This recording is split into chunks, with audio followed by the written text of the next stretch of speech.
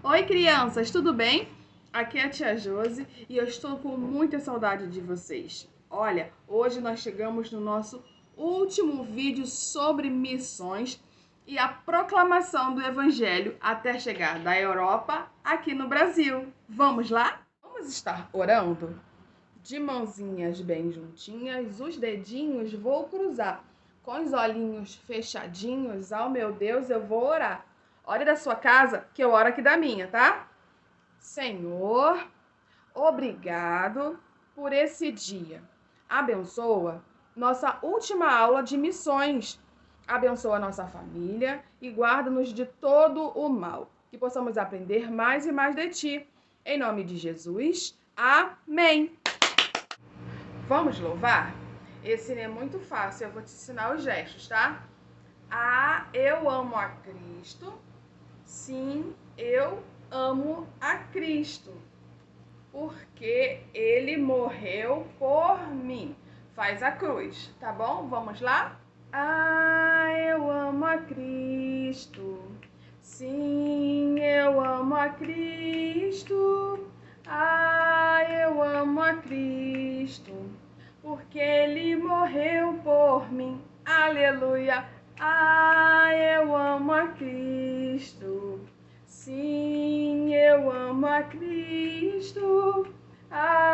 Eu amo a Cristo, porque Ele morreu por mim.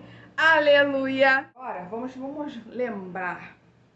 Paulo está morto em Roma, mas o Evangelho continua a ser pregado. Muitos apóstolos também morreram. Muitos também foram presos.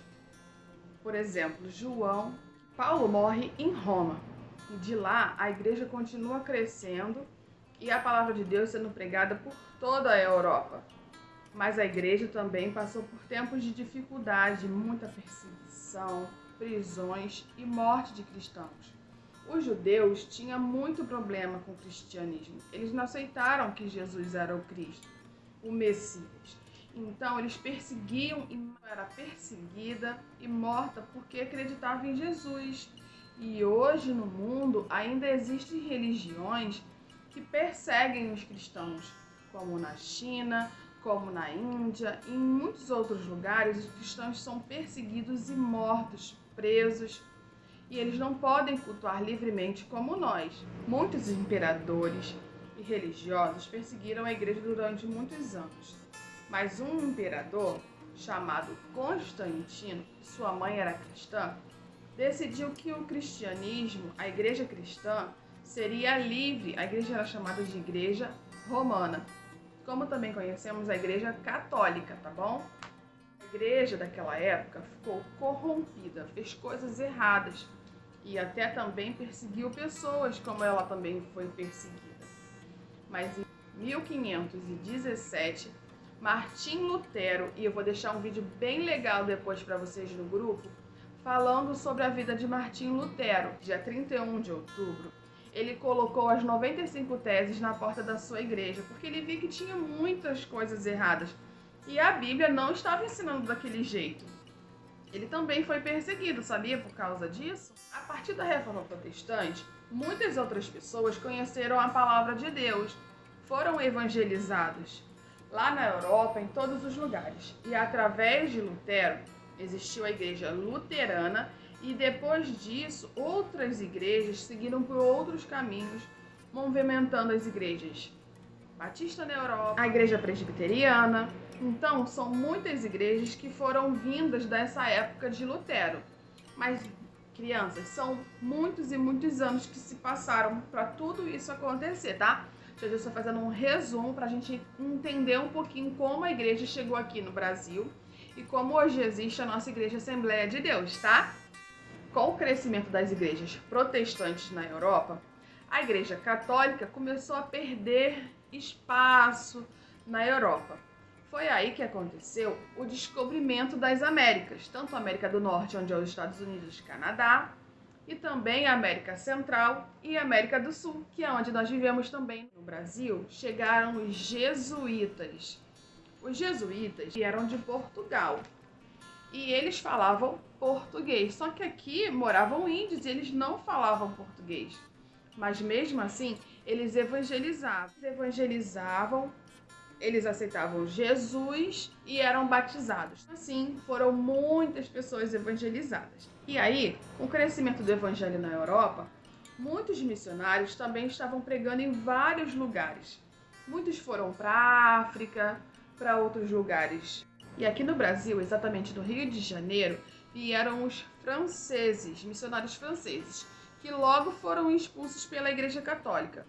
E depois, os missionários holandeses, em 1630, e também foram expulsos, eles estavam lá no Nordeste, e também foram expulsos. E o Brasil ficou muito tempo só podendo ter igrejas católicas.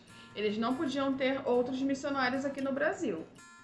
Mas lá por volta de 1800 e um pouquinho, a família real veio para o Brasil, morar no Brasil. E foram permitidos de morar aqui no Brasil. O missionário Robert Kelly e sua esposa Sarah. E eles moravam, sabe aonde? Lá em Petrópolis, na Serra do Rio de Janeiro. Eles construíram a primeira igreja congregacional do Brasil. Foi a primeira igreja sem ser católica do nosso país. No começo, essa igreja foi chamada de Igreja Fluminense. E o templo dela é no centro do Rio de Janeiro. Depois deles, também vieram outros missionários, como os presbiterianos. Ashbel Green, em 1859, também fundou a primeira igreja presbiteriana do Brasil, aqui no Rio de Janeiro, lá no centro da cidade. E ela existe até hoje. Olha como ela é bonita, não é? Depois também chegou os batistas, William e Annie Book, que construíram na Bahia. Eles vieram para São Paulo e depois foram para Bahia e fundaram a primeira igreja batista. A Batista, ela cresceu tanto, sendo uma das maiores igrejas protestantes do Brasil daquela época. Nos anos de 1900, teve um grande avivamento no mundo inteiro. O que é um avivamento? É como se fosse no livro de Atos 2, que teve o derramamento do dia de Pentecostes, o derramamento do Espírito Santo, e todas as pessoas foram batizadas e foram cheias do Espírito Santo de Deus. Então, foi desse mesmo jeito. Só que foi no mundo inteiro. Teve, em época, um grande marco desse avivamento foi a Rua Azusa, lá nos Estados Unidos. Olha que legal, crianças. Lá as pessoas foram cheias do Espírito Santo. E alguns jovens ficaram com um desejo muito grande de espalhar o amor de Jesus por toda a terra, os missionários. E influenciados por esse grande avivamento, os suecos, Gunnar Green, eu acho que eu tô falando certo, e Daniel Berger, eles, já tá escrito o nome deles aqui. Eles foram para Belém do Pará, aqui no Brasil, lá no norte, ficar numa igreja batista por causa do pastor teve alguma situação, acho que ele tinha que viajar, e eles ficaram cuidando dessa igreja. E nessa igreja, esses dois jovens começaram a buscar muito pelo Espírito Santo de Deus.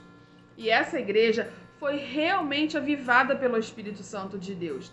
E eles, sendo esses jovens cheios do Espírito Santo e essa igreja totalmente avivada, essa igreja agora passa a se chamar Assembleia de Deus.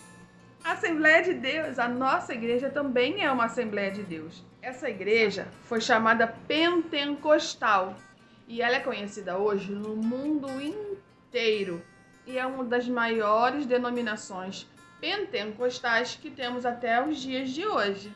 Com o crescimento da igreja protestante cristã no mundo inteiro, nós vivemos grandes coisas e pessoas foram muito alcançadas. No Japão, na China, na Rússia, em Israel também. Sabia que lá não é permitido falar de Jesus?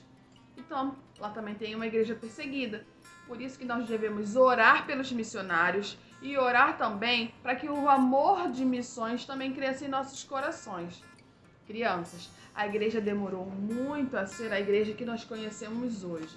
Que Deus abençoe você e você tenha aprendido um pouquinho. Se você já é mais velho, você pode pesquisar um canal chamado Escola de Discípulos e fala bastante sobre a igreja e como a igreja de Jesus chegou até aqui. Olha, quero lembrar vocês que o próximo vídeo vai ser um vídeo já com atividades do nosso grupo do Ministério Infantil. Se você segue a gente e não participa do nosso grupo do Ministério Infantil porque você não é da nossa igreja, tudo bem, você pode assistir os vídeos e talvez pesquisar as atividades da internet, tá bom? Não fique sem participar. Deixa o seu like, estar orando. Senhor Jesus, obrigada por essa aula, obrigado porque podemos aprender mais e mais do Teu amor sobre as nossas vidas, pelas igrejas, Senhor, e por Teu amor alcançar as nossas vidas aqui no Brasil. Eu te agradeço, te peço também pelos missionários em toda a terra, pela igreja que tem sido perseguida, pela igreja em toda a terra, que possamos, Senhor, ser cheios do Teu amor e falarmos mais e mais de Ti, para que vidas sejam alcançadas para o Teu reino. Eu te agradeço por tudo, por essa nova etapa que vai estar chegando, por essa que se finaliza, Senhor, hoje. Em nome de Jesus, amém. Deus abençoe vocês, eu amo todos vocês em Cristo Jesus. Um beijo e até a próxima. Tchau!